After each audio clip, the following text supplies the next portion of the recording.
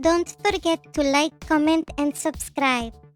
I saw some interesting posts on Reddit because I have no life when I'm laying in bed and I just start endlessly and mindlessly scrolling. So I wanted to share some of them with my daughter to see what, her opinions would be. And actually, to get your opinions too. Yes, you watching this video right now. So let's start out with the nicer one. Okay, okay. All right, that's not the nicer one. That's not the nicer one. Okay. So it says, "Hello Reddit. I've just downloaded Reddit because my niece said I should post this story to the Am I the Asshole board. So here I am. I'm not very good. Whatever. We don't care. So basically, here's what happened. Me and my wife hired our babysitter who we've been going to for years. We have 2 sons and a daughter, and we've been hiring her since my oldest son was a baby. Though it was mostly her mom looking after the baby while she was helping, so we gave her a couple of dollars for that. She's now 16 and can look after the kids all on her own, and my oldest 2 love her. My youngest is only 7 months, so I'm not sure he really gets it yet. But he seems relatively happy when he's with her. This Friday, my kids' daycare has been closed for renovations, and Daisy, our babysitter, has kindly offered to take care of them after school from 3:30 p.m. to 6 p.m. I get home from work at 6 and my wife gets home at 6:30. However, I got home early from work at 5:30. When I got home, I found my wife yelling at Daisy while Daisy was just sobbing and apologizing. I asked my wife what was going on, and all she did was just start yelling that Daisy had cost us a bunch of money. My first thought was that she'd broken something, but my wife wasn't telling me what it was. She told Daisy she wouldn't be paying for her or her time and to get the F out of our house and never come back or she'd call the police. Daisy then ran out crying, and I left my wife to calm down while I comforted my kids. They were all crying in a different room while my wife yelled at Daisy. When everything had calmed down, I got the full story from my wife. Uh-oh. Mm-mm. So here's what happened. My wife had been looking after the kids until 3:30 while we were wait. Oh, my mother had been looking after the kids until 3:30 while we were at work. This was Daisy's first time looking after my youngest son, though we knew we could trust her with the baby since she looked after my daughter alone when she was a baby. Something important that you should know is that my youngest son has breath holding episodes, which occur when he gets frustrated or is in pain, and he will just hold his breath. To stop them, you just have to blow on the baby, and they will just snap out of it on their own. They're completely normal and relatively safe in babies. However, the episodes can sometimes cause passing out and blueness, and it's normal, and he usually wakes up within a few seconds. To cut a long story short, my mom forgot to tell Daisy what to do if that happens. And when my Mm-mm. son passed out, Daisy panicked and called 911. My wife is now angry that Daisy called 911 for nothing and has now wasted our money on an ambulance ride. Me and my wife are now arguing because I think Daisy did the right thing, but my wife doesn't. Yesterday, we got into a heated argument. We both said some hurtful stuff, and she's now staying with her mother for a few days while she thinks over my priorities in the relationship. Oh my stars. Mm-hmm. So, what do you think? What do I think? Well, I think the husband is right. I think Daisy is right. And I think the wife is a lunatic and she needs to shut her face. That's exactly what I think. So, and here's the thing, the wife would be the first one to blame Daisy if something went wrong and something happened to that baby. She'd be the first one putting blame on her for not calling an ambulance had something seriously happened to that baby. Exactly. Exactly. And there is no guarantee that children do, toddlers, especially little ones, they do hold their breath when they're tantruming, especially when they can't have their own way. There is no guarantee at all because the first time when a child gets sick is they're usually oxygen compromised. And yeah, no. So there, she did the right thing because it's not her child and she doesn't know exactly what he was going to do, what he can do and what he can't do. So she was in the right. The wife can go stay at her mother's and For let the the father rest of raise her the kids. life. The rest of her life, yeah, Stay. let the father raise the kids because, Yeah. yeah, Go away. if it's, Daisy and the husband will be just fine. yep, as long as she babysits and he goes to work, we're good. That's a very important thing to tell the babysitter. That's something you Well, it leave was a note on the fridge about. so she did right. And the ambulance crew and I imagine the police department showed up too. They all probably told her the same thing, that you did the right thing. Then on top of making that poor girl cry, she made her own kids cry. You know, she was way out of line. She should have brought it back in. She was an a-hole about it, so. She was a doubly, One triply, bubbly a-hole. Okay, so now Yes. on to the next one. And don't forget, people, we want to hear what you have to say about that first story. We really want to hear your opinions. So, moving on to the next one. I am 37 years old and he's 42 years old. And we have a 5-year-old and a 2-year-old. After having children, my husband has been judging my genitals. It's just not the same anymore, he says. What he means by that is my vagina looks different. He doesn't like that I have a dark labia. He loved my pink labia and misses it. I've caught him looking at my old nude photos of my vagina, and this hurts my feelings since he hates my current vagina. He also complains about a fishy odor.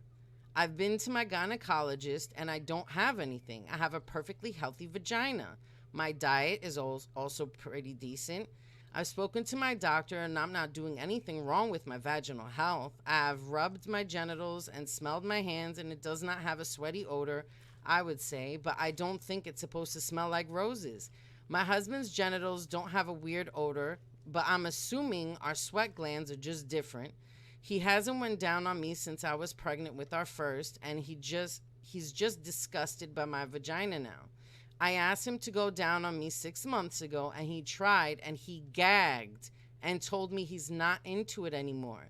It's funny because he watches barely legal porn on Pornhub. Throw the whole man away. The whole man is trash. Throw it away. And perfect pink labias, and he's into that. He complains that I'm loose down there too, and as I'm starting to have old lady vagina. He says my vagina doesn't hug anymore, which is hilarious because I didn't need any stitching down there since I had 2 C-sections. He's an asshole. Granny hates this man.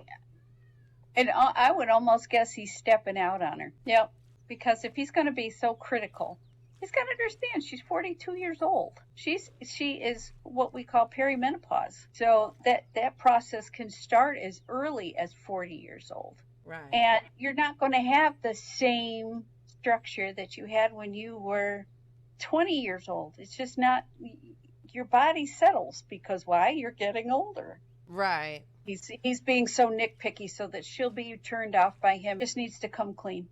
He needs to come clean with her and tell her what's going on. That's all. So there's certain things that you don't say to your partner, especially not in that way. I think that he could be over exaggerating and embellishing a lot because he's a spoiled freaking baby that has this fixation on what the perfect vagina looks like. Okay? Right. Now, here's the thing. A lot of these girls in these videos, they get stuff bleached. They get stuff done so this way their kitty is just gleaming to perfection, okay? And a lot of times, yeah, that sets a lot of unrealistic expectations, you know? Because a lot of these women, you don't see the pigmentation down there. Like, everything, it's bleached. It's all bleached. Even their keister for Easter is bleached, you know? So it's kind of like he's watching these things and constantly comparing his wife, that's in her 40s, comparing his wife to these professional women who work in the sex industry. So I think that's pretty unfair because if she would go and watch these videos and say, whoa, that guy's hung like Kong, you know, and then look at her husband and be like, ooh, tiny noodle, you know, like that would be mean, wouldn't it? It's It'd be not, very mean. yeah, and it's not like she's running up to him and being like, all right, time to measure, honey. You know, that's just awful. And let's face it, not all penises are pretty. Not all of them look good.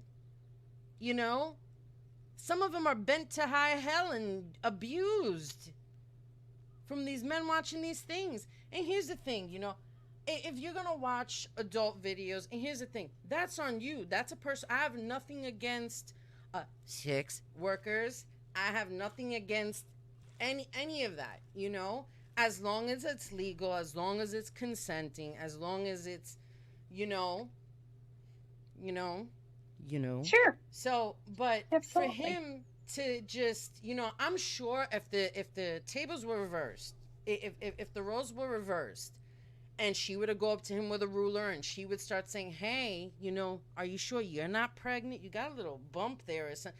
If she picked at his body the way that he does to her, it's like abusive.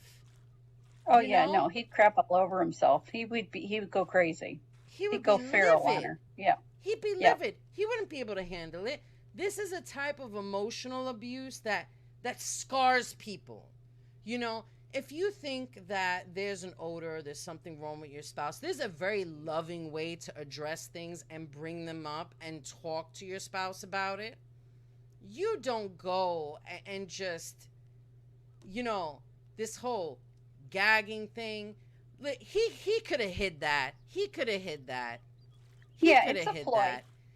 It's a ploy to you know, Make her turn think her something's off to wrong him. with her. Right, and turn him so he feels better, and turn her off so that she wants to retreat, and it makes it easier for his situation to continue. Yeah. That's all it is. That's why I say he's probably stepping out. I hope his junk gets caught in his zipper. Ugh. I really do. Okay, so the last story of today, let's see, and I just randomly clicked on one. It's the random clicking lotto. So the last one is, I, 24 female, had a cancer scare a few years back and had a biopsy done on my upper leg. The scar has faded now, but is still fairly noticeable and about 7 centimeters long. Thankfully, it was only a scare and nothing came of it. For a while, I was insecure about it and stopped wearing skirts or tight leggings where you could see the outline of the scar. But now that I'm accepting of it, it's going to be there. Now that I'm accepting it, it's going to be, yeah, okay. I started to wear whatever and realized nobody cares about it apart from the odd question. We went to the beach yesterday as a friend group and I wore a bikini. I was excited to get a tan, and my friend Anna brought her other friend Dana, 25 female. I have met her before but don't know her very well. However, I do know she started a fundraiser for her mom who is fighting cancer right now.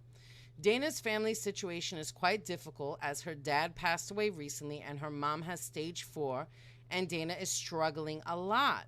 I came earlier than Anna and Dana, so Dana, whatever, is Dana. So I was already in my bikini when they joined us and Dana was nice to me and asked about my new job. Then Anna went to say hi to the others and Dana mentioned my scar and recognized it was a biopsy. She asked if I could wear a beach cover-up, and it was triggering to her and insensitive of me as I know her mom is going through it right now. I said, no, I'm here to get a tan, and the cover-up will ruin that. And Dana didn't say anything, but didn't talk to me for the rest of the day. Today, Anna texted me telling me Dana told her what happened, and while she agrees Dana's comment was weird, I should have given her a free pass as she is not in the best place mentally right now. I said it was really weird and no, I wouldn't. I genuinely don't think I'm in the wrong and think she's being really weird about the situation. Obviously, if I am in the wrong, I will apologize. Okay, as much as I can appreciate Dana with her mother, because we know that can be trying. I think she could have used a little empathy towards her friend in her friend's situation, because she does know what mom's been through. She does know that mom, has gone through that process. This is pretty scary. Dana, to be able to show it off, that takes a lot of courage, because when you have to go through a biopsy, or you have to go through something so radical, sometimes you just want to hide. You don't want anybody to know, because you don't want anybody to judge. And if you talk about it, it makes it real. Well, in her case, she accepted that and she made it real. It could be her friend just wasn't brought up properly, or I shouldn't say properly, but wasn't brought up to face things head on like that. If we don't look at it, if we don't talk about it, it'll go away. And a lot of people are like that. But good for her. Good for her that she, accepted what happened, faced it head on, and says, you know what, I got to tan this skin up, even though there's a biopsy there. Who cares? This is me, and this is what I've got to do. So good for her. Yeah. Here's the thing, okay? Life isn't always going to bend to someone's trauma. It's not always going to bend to the problems that you have in life. You can't expect for people to stop living their lives because you're going through something. Right. I find it unfair. I find it weird, yes. Like, if we're best friends and let's say I'm watching a movie that's very sad and triggering, of course, I'm not going to play the movie. I'm going to pick something else because you're at my house. And yeah, it would be weird if you're at the beach. You want this girl to cover up. You're not being fair. And I know that sounds mean of me. My mother had leukemia. My father had throat cancer. I know I'm genetically screwed. But it's to where you can't always expect everyone around you or everyone that you meet to accommodate you and your feelings. I feel like she threw a fundraiser for her mom. So she's already faced the fact. Her mom's sick. She lost her dad. Face that fact. Lost, And here's the thing. I could never imagine me putting that on other people. Don't look at it. You don't have to look at it. Just look away from it. Right. Look away from it. I mean, who knows if in a situation like that, I don't think it would bother me. I don't think it would, seeing someone's scar from whatever, I don't know. Like, I just don't find it that big of a deal for this girl, Dana, to be all mad about it and be all in a huff. That's life. It's tough titties all the way. I'm not going to walk past a showing of some mermaid play and be like, I have a serious fear of mermaids. You need to take that poster down. Walk by the pet store. Hey, I don't like bugs. Stop feeding that lizard crickets or something. That's not how life works. Sure, there's bigger things and I'm not saying her parents are on bigger things, but you get what I mean. It's just... Yeah, exactly. So that's all we've got for today. And I rambled on the last one. If you enjoyed this video, please don't forget to like, comment, and subscribe. Please share with your friends.